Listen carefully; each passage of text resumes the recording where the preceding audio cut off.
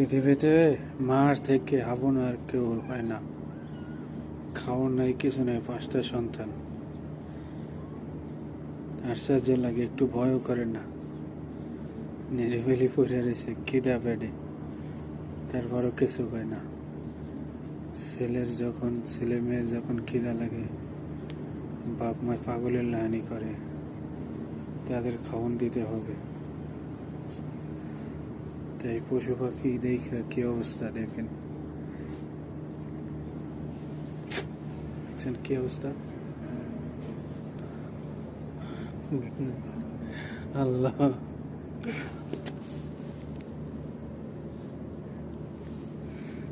কিচ্ছু কয় না, নিরিবিলি পড়ে রয়েছে মোর আল্লাহ।